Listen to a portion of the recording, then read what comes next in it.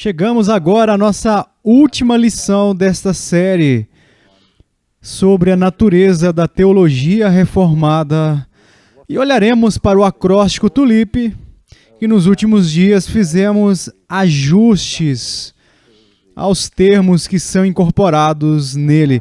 E na nossa última lição observamos o conceito de graça irresistível. E eu mencionei que eu prefiro o termo graça efetiva. E antes de eu mudar de assunto, só quero adicionar um pequeno pós-escrito, lendo uma pequena passagem da Confissão de Fé de Westminster, que é o padrão doutrinário histórico da teologia reformada, que remete à Inglaterra do século XVII. Bem, temos aqui esta referência à doutrina do chamado efetivo. Diz o seguinte: todos aqueles que Deus predestinou para a vida, e apenas aqueles, Ele se compraz em seu desígnio e tempo aceitável em efetivamente chamar, através da palavra e do Espírito, para fora do estado de pecado e morte no qual estão por natureza, a graça e salvação por Jesus Cristo, iluminando suas mentes espiritualmente, salvificando para entender as coisas de Deus, removendo seus corações de pedra e dando-lhes um coração de carne, renovando suas vontades e por sua onipotente força determinando-os ao que é bom e efetivamente trazendo-os a Jesus Cristo, ainda que eles venham livremente, tendo recebido disposição por sua graça.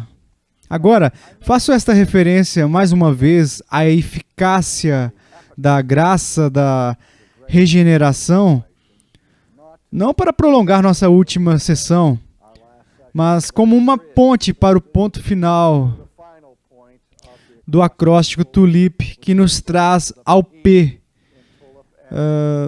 E agora eu estou certo de que ficarão felizes em saber que não vou alterar essa letra. E a letra significa perseverança dos santos. Contudo, embora eu não vá mudar a letra, vou fazer uma mudança na palavra. Eu acho que também esse pequeno slogan, perseverança dos santos, seja perigosamente enganoso. Porque, novamente, ele sugere que o perseverar é algo que nós fazemos, algo que parte de nós mesmos. Agora, eu creio, é claro, que os santos perseveram na fé e que aqueles que foram efetivamente chamados por Deus e que foram renascidos pelo poder do Espírito Santo aguentam até o fim.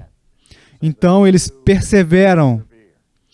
Mas eles perseveram não simplesmente porque são muito diligentes em seu uso das misericórdias de Deus.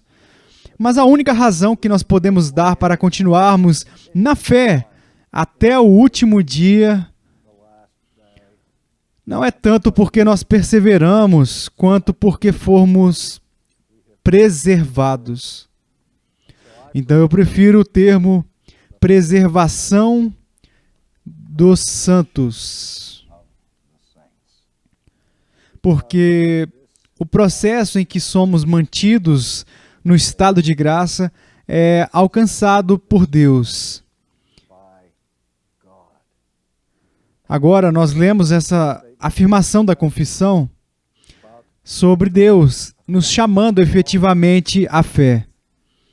Que a regeneração nós chamamos de iniciativa divina.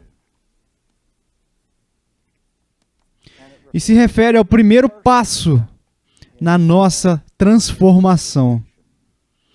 Assim como entramos neste mundo através do processo de nascimento biológico, o renascimento não se refere ao todo da vida do novo cristão, mas ao início dela, ao primeiríssimo passo. O passo que é alcançado por iniciativa de Deus, quando Ele desperta as nossas almas da morte espiritual para a vida espiritual. Então, nós chamamos de iniciativa divina, o ponto inicial. E é um início que é executado, digo novamente, por Deus. O que Paulo escreve aos Filipenses? Ele diz que aquele que começou a boa obra em vós há de completá-la. Aí está a promessa de Deus, em que Ele pretende terminar o que começou em nós. O antigo axioma na teologia reformada sobre a perseverança dos santos é: se você tem, isto é, se você tem fé genuína, e em nosso estado de graça salvífica, se você tem, você nunca perderá. E se você perder, você nunca teve. Então nós sabemos que há muitas pessoas que fazem profissões de fé e que depois se desviam e rejeitam suas profissões de fé. Como João escreve no Novo Testamento, havia aqueles que deixaram a companhia dos discípulos, e João fala deles, que aqueles que saíram do nosso meio nunca estiveram de fato conosco. Agora, eles estavam com eles em termos de aparência externa antes de partirem, antes de deixarem a companhia dos discípulos de Jesus. Eles fizeram uma profissão de fé pública e Jesus deixa claro que é possível fazer isso mesmo quando você não possui o que você está professando. Lembre-se de Jesus dizendo: este povo honra-me com os lábios, mas o seu coração está longe de mim. E ele até lamenta no fim do sermão, dizendo que no dia do julgamento muitos virão a ele dizendo: Senhor, Senhor, não fizemos isso em teu nome, não fizemos aquilo em teu nome, e ele os mandará embora, dizendo: apartai-vos de mim, vós que praticais a iniquidade. Nunca vos conheci. Não dirá: eu vos conheci por um período e depois vocês me traíram. Não, não, não. Vocês nunca foram parte do meu corpo invisível, da igreja invisível. O mesmo tipo de comentário é feito por Cristo a respeito de Judas. Judas, que foi chamado de filho da perdição desde o início. E em sua oração sumo sacerdotal, Jesus ora para que aqueles que o Pai lhe deu nunca se percam e que ninguém nunca os arrebatará de sua mão.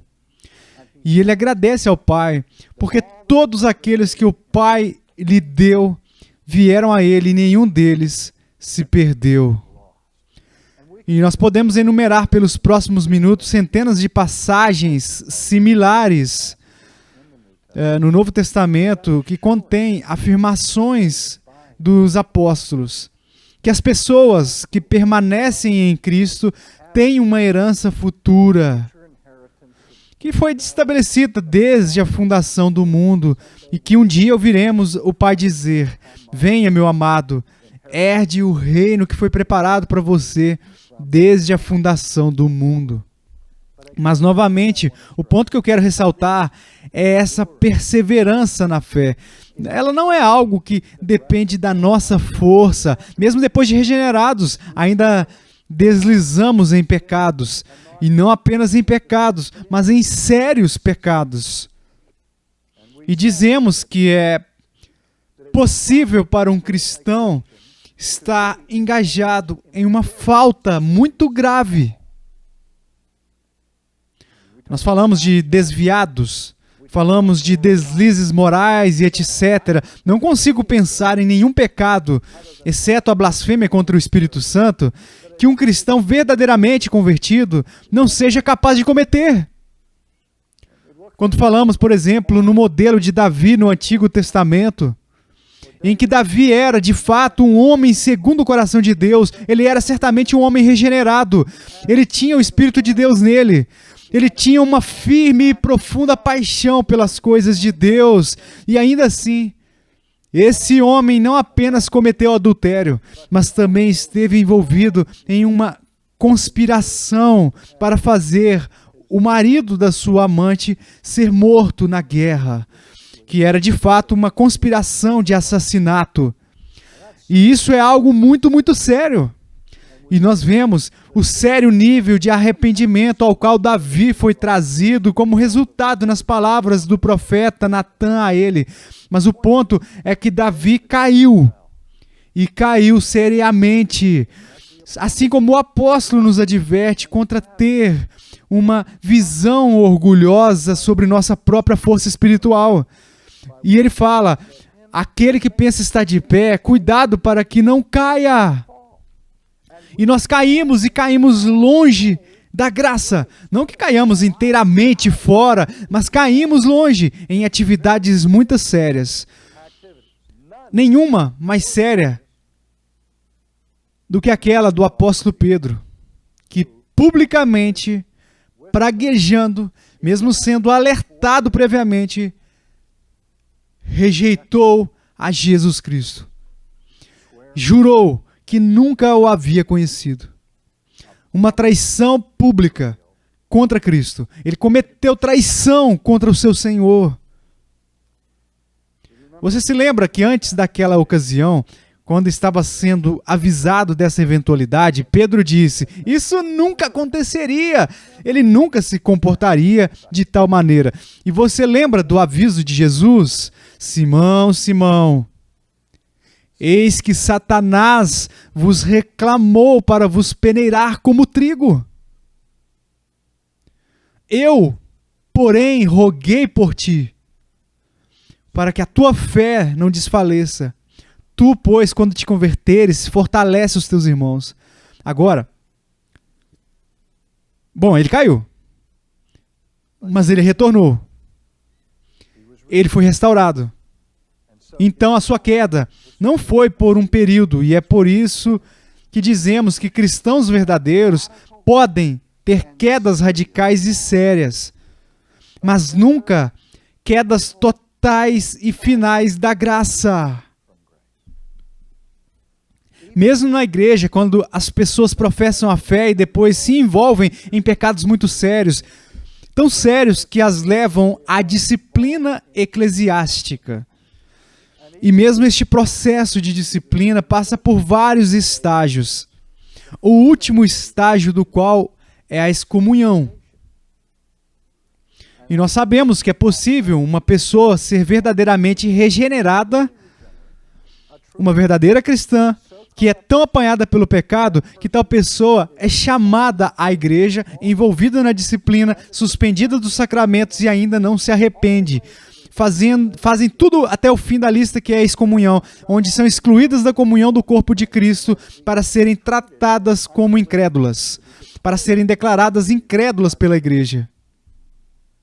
Mas mesmo esse ato de excomunhão é feito com a esperança de que a pessoa seja de fato um crente que está agora envolvido em um estado de pecado muito persistente e que essa disciplina final de ser cortado da comunhão com o corpo de Cristo seria o que o Espírito Santo iria fazer para trazê-las ao arrependimento.